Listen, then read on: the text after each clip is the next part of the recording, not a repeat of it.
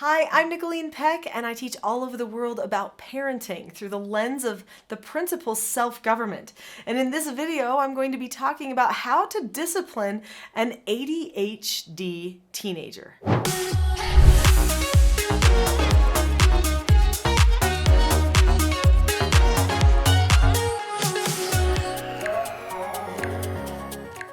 In this video, I'm going to share a little bit about my history with ADHD and working with teens with ADHD. And then I'm going to talk to you about what you can do to create a great environment for disciplining your ADHD teens too. Years ago, when I actually had two toddlers of my own, so I had a 3-year-old and a 1-year-old, our family decided that we were going to do treatment care for troubled teens. So we brought troubled youth into our home. They were all between the ages of 12 and 18, and many of them had ADHD. In fact, they had multiple things that made them non-neurotypical. So we had children with bipolar, children who had sensory issues, children with autism spectrum, ADD, ADHD, OCD, ODD, RAD, FAS. We had all kinds of things. Plus, there were certain levels of trauma that they had also had in their lives. And so we needed to be prepared for how to handle these youth. So we did a lot of training. The treatment facility that we were part of actually gave us tons of training so that we would be very good and certified to do this therapeutic treatment care. And so when we did this therapeutic treatment care, we had a concrete plan for what we were going to do to help these youth. Now, it was very interesting that the majority of the youth that came to my home came on multiple medications. And they were always adjusting the medications. We would go and meet with a psychiatrist and they would change it yet once again, and we'd have to work through that. And if you have someone on medication, you know how crazy that can be. Anyway, so this was a burden, I felt like, for them. In fact, so many of them felt like they were broken. They didn't like being on the medication. Sometimes it's important. Sometimes it's useful and it's helpful, especially to get an edge and be able to work through a behavior and create a new pattern for themselves. And then sometimes they could go off of it. But by the end of treatment, most of the youth who came to my home were able to leave my home not on any medications at all. Their biggest things that they were usually dealing with was ADHD, and that can be hard. That can create anger.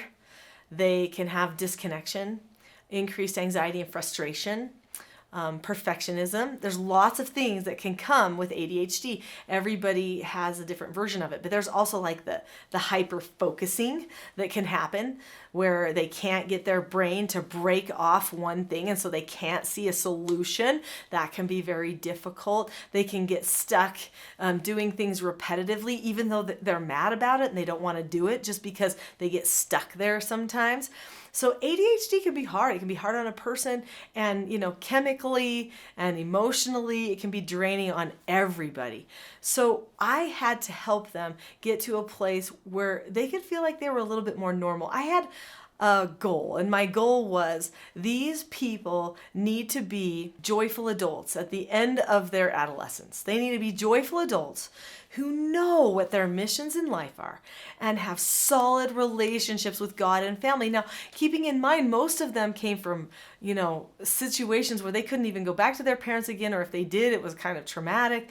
I wanted them to know what a real family was like. I wanted them to be able to self-assess and have great purpose and plan for their life. And so we created an environment where we would teach them the skills they needed for success. But a big part of that environment included consistency, because you can't teach a person self-government without cause and effect, which means you've got to consistently correct.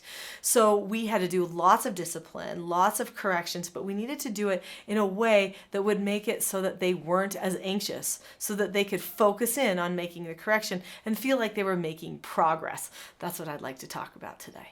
So we're going to talk about what I did to help all of these youth with ADHD that came to my home find success and empowerment through discipline and even in times of correction. But before I do that, click the subscribe button now. There's a lot of content on here that relates to ADHD. In fact, the majority of the videos actually tell skills and principles that can be utilized with someone with ADHD, even though they don't specifically say ADHD in the title.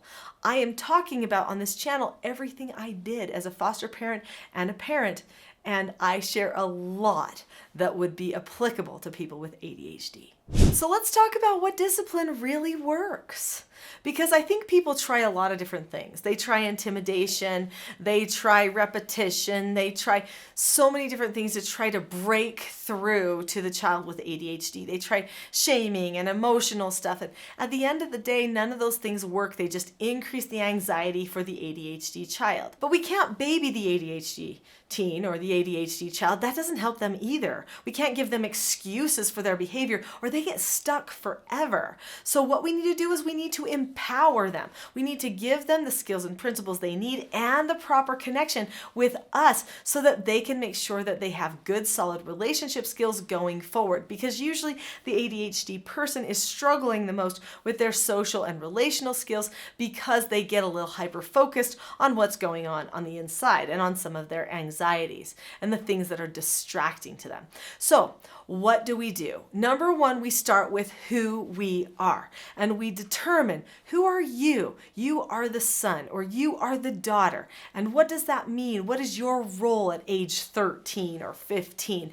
So that they can make sure that they recognize they're a learner, they don't have to be perfect yet, and that we're going to accept mistakes. Who are we? Part of our roles, we're teachers. I actually have a whole book about this. It's called Roles, The Secret to Family, Business, and Social Success, where we talk about roles in the family and what we need to identify about each other to be fully functional. If a family does not understand each other's roles, then they end up having relationships where there's a lot more dysfunction.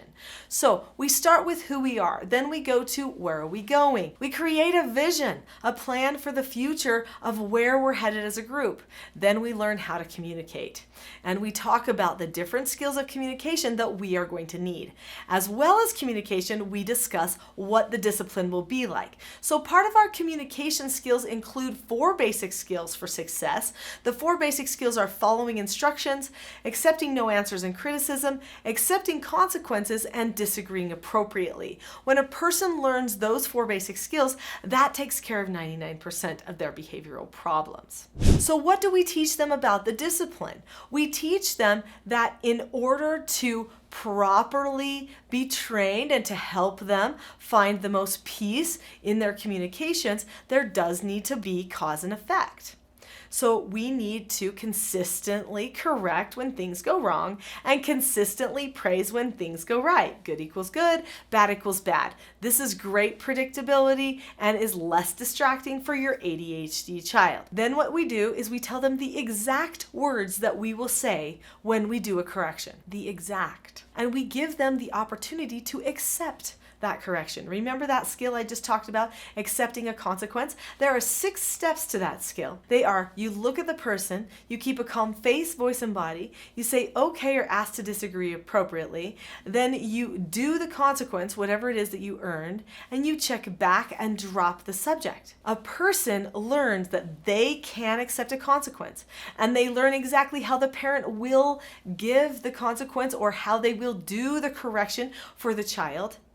And then that child is more prepared for the future. So when the correction comes, and it's the same words every time because there's a format that you go through, it's a 7-step process that I use, it's identical every time, then that child is put at a little bit more ease. Sure, they may not want to be corrected, they might have a little bit of opposition there, which can oftentimes be part of the ADHD, but if you keep it the same every time, they will see if they start battling that they are battling themselves and not you because you're doing it the same every time. So hopefully they will accept that correction. But if they don't, then there's something that we use for teens called the Rule of 3. The Rule of 3 is a system where we do 3 things 3 times, and they get the opportunity to earn 3 negative consequences if they choose to. Those 3 negative consequences are a major maintenance, 2 SOTAs exercises, which are a problem-solving exercise, and then a loss of privileges for 24 hours, which means that they don't get to just hang around the house and do what they want. They don't get to be with friends or do phone or have snacks or go to extracurricular activities. Instead, they get their recommended hours of sleep, 3 meals a day, and they do extra chores for the rest of the time. because they have no privileges. Usually they don't like to choose that once they've had to do it a few times, although a child with ADHD is going to have a larger learning curve.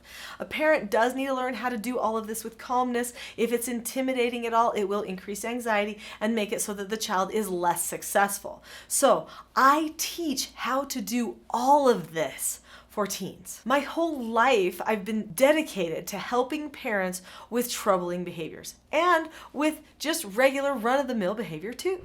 So I would like to help you learn more about how you can teach your children these skills. There is a video that I think you will enjoy watching next, and it is called The Not So Known Secret to Parenting Success. If you click on the link to that video now, it will go into more details about corrections, and it will talk about the rule of 3 and some of the consequences that you want to utilize there. So click on the link to that video now.